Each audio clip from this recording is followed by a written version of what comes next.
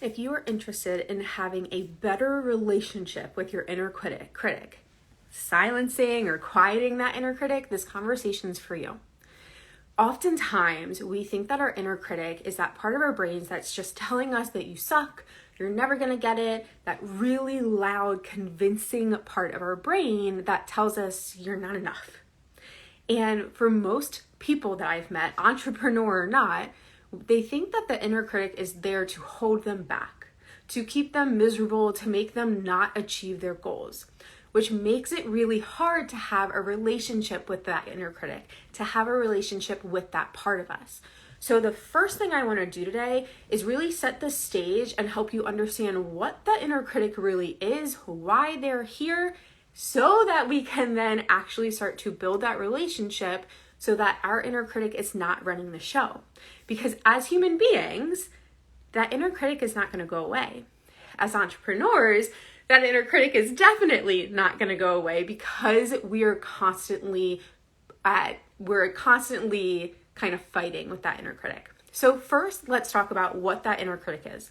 The inner critic is really just the part of your brain that is rooted in survival. Survival, not what's rooted in what you want to create, what you're manifesting, the goals that you have, what feels good, what you want to enjoy. Your inner critic is not based in what a thriving life looks like. Your inner critic is completely based in survival mode. Survival means your comfort zone. Not necessarily what feels comfortable, right? Like not what feels good, what feels enjoyable, what feels easy, but what is known. Your inner critic, the entire job of your inner critic is to keep you safe, to keep you in a zone of what you are known, what is known to you, and to keep you there. So anytime your inner critic is very loudly picking their head up and saying, hey, don't do that. If you do that, if you launch that product, if you pitch that service, if you try and get a new client, you're going to fail. You're not going to do a good job. You're not going to get what you want. Every time that inner critic pops up and says, you can't do this, you can't have that, you've never done it before, you've always messed up, whatever she says to you, right? However convincing she is to you, her job is not to actually make you miserable, as much as it can feel that way. Her job is not to keep you small. Her job is to keep you in the area that you know. Because your inner critic actually knows that you are incredibly capable of doing the thing that you want to do. And when you actually do the thing, when you do the inner work, when you do the strategy work, when you align your visions with what you want and the actions that you take, when you shift your identity to achieve and align with the goals that you want, your inner critic knows that you will achieve it. She has immense faith in you, which scares her shitless because she knows that you can do this thing, but she doesn't know what it looks like, right? It's that part of our brains that does not know what having a full roster of clients looks like, that doesn't know what selling out a launch looks like, that doesn't know what having consistent $10,000 months looks like. And because she doesn't know what it looks like, what it feels like, what it's going to be to experience that, it feels unsafe because it is unknown. That's all. Now I say that's all, not in any kind of, it's easy peasy, just snap your fingers and you're good to go. But when we start to realize what that inner critic is and why that inner critic is so terrified of change and of growth or evolution, we can start to really have an understanding of it, right? We've got to understand what that inner critic wants so that we can then have a relationship. So most people, and I've done this myself, so this is not a critique, but most people think that in order to get past their inner critic, they need to either shut her up, silence her in some way, or just blinders on, earmuffs on, and keep going. that gets really hard. Because the more that you just hunker down and start yelling at that inner critic or start yelling at that piece of you that says, hey, this is scary, hey, this feels really uncomfortable and unsafe, you're actually just yelling at yourself, right? Because our inner critic is part of us. It's not some foreign entity in our brain telling us, hey, you're not doing this, or hey, you can't achieve this. It's a part of ourselves, right? If we're going to look at like internal family systems, it's a part of ourselves that's there. So you're basically just arguing with yourself. And your energy can't be compartmentalized.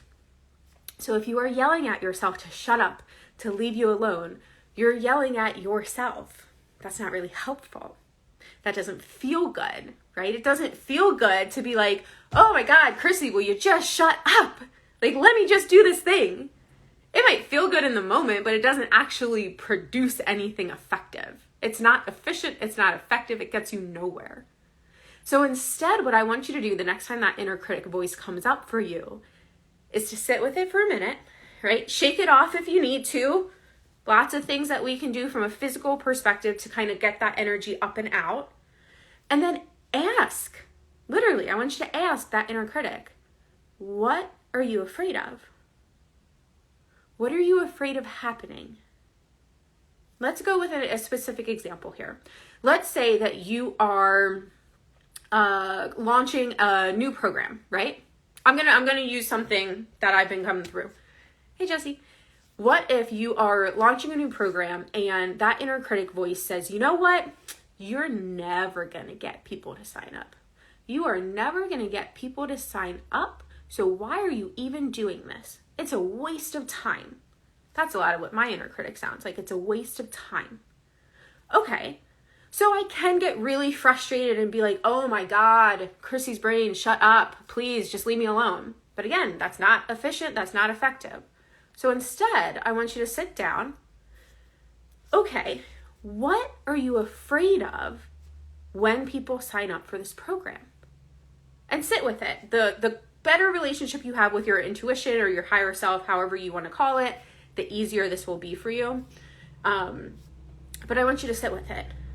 Okay, maybe, and again, real life example, well, if I sell out my program and get 10 people in it, I've never held a program that high. What if I'm not good at it? Okay, now we're getting somewhere, right? Now it's no longer a matter of you're never going to get people in, you suck at this, why are you even bothering? We now get a little bit closer to the truth of the matter and can say, I'm actually really afraid that I'm not going to be able to do the thing that I'm saying I can do. Okay, then continue down that conversation. And yeah, you might feel a little bit crazy if you're talking out loud to different parts of your brain. That's okay. Go with it. We all do it. It's fine. It's really helpful. But you can start to really see it's not a matter of you suck, you're never going to get this. There's a deeper truth there. There's a deeper fear there. And when you can get to that deeper underlying fear of, what if I can't hold space for 10 people at one time? Okay, well, what if you drop it down from 10 people in this program to 5 people in this program? Does that feel safer? Does that feel more comfortable? Does your inner critic start to quiet because that feels less unsafe? Maybe it even gets into the zone of feeling safe, of feeling doable. And it gives that inner critic a chance to be seen, to be heard, to be acknowledged. Because again, it's a part of who you are and we all want to be seen, heard, and acknowledged. And it gets you to actually move forward in that. That is what I want you to do the next time that inner critic comes up, is really start to have a relationship. Start to have a conversation, a two-way dialogue that is not just you yelling at that inner critic. And I get it. She can be real annoying and really loud. That inner critic is much louder than your intuition. It's much louder for a lot of people than their self-belief, than their confidence, than their faith in themselves. And that's okay. It's not a bad thing. It doesn't mean that you don't have what it takes to be an entrepreneur. It means that you're human. Welcome to the world. Good job. Nice to meet you. But I want you to start to really have that dialogue, really start to build that relationship so that in any subsequent times where that inner critic comes up and goes, oh my gosh, what are you doing? Don't pitch yourself for that podcast. You're never going to get it. It's a waste of time. You can actually sit back and say, but what am I really afraid of in pitching? Is it that I'll be rejected? Is it that I'll be accepted? And then I've got to talk about why elephants are the best animal in the world? What is it, right? Like, what is it? But that's the one homework piece I'm going to leave you with today.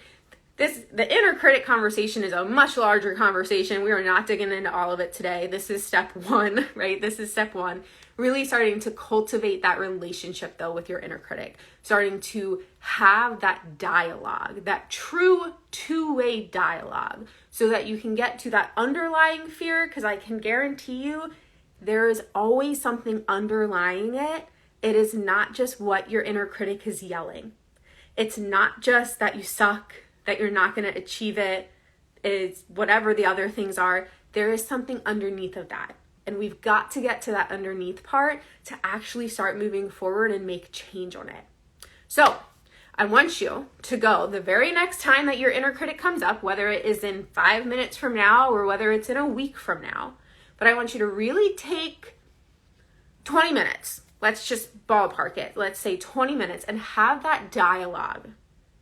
Talk out loud if you need to. You're going to sound silly, but if you really lean into it, you'll get more out of it. And see where that inner critic actually takes you to understanding what you want and need. Now, this feels kind of funny the first couple times you do it, especially if you don't have a good relationship, or a strong relationship, I should say, with your intuition or your inner self. Go with it. If you've got any questions at all, feel free to send me a DM, stick them in the comment box. I'm going to be back tomorrow talking more about the inner critic, and this is something that we dig into really heavily inside of any of my programs, whether it is one-on-one coaching, whether it is my new magnetic visibility program opening up in January, or anything else that's coming, because there are lots of cool things coming next year. Okay, so good luck. You've got this. Drop me any questions and enjoy the rest of your day.